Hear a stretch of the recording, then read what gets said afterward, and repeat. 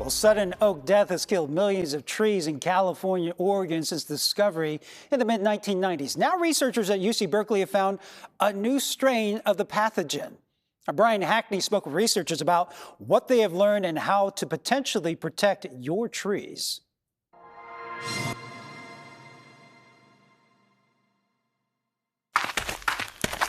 We are in Tilden Park above Grizzly Peak Road, and this is in East Bay Regional Park District. Becky Tuden is the Ecological Services Manager at the park. It's one of the first 3 parks in the Park District. It's also the first place in Contra Costa County that a new strain of a deadly oak-killing microbe was found. This is the tree that tested positive in the fall, and this is the one we came back and we resampled in December.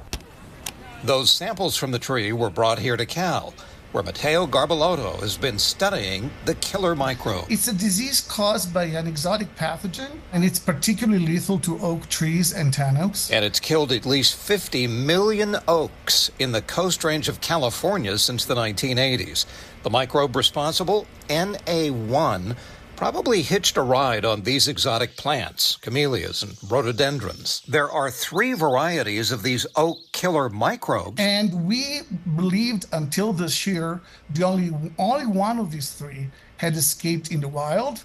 But this year, the big discovery was that we found another one that is in the wild as well. Now, the scramble is on to find out how many oaks have been infected with this new variant. And doing some of the science. Natalie and Leah, they're both 2 of our intrepid student workers.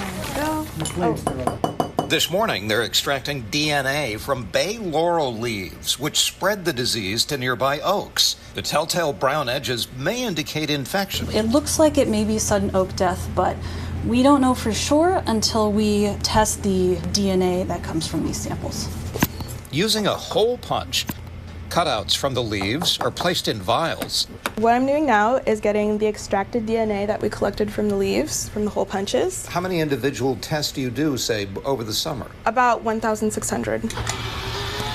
In 45 minutes, the verdict is in. It's a very specific test. That indicates that this sample is positive for Phytophthora morum. So there is a possibility the new variant could sweep like wildfire through our remaining oaks. That's why the experts are enlisting community scientists to identify sick trees ASAP. Californians in their own community.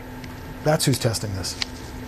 So, if you have oak trees that are standing next to bay laurels, take out the bay laurels.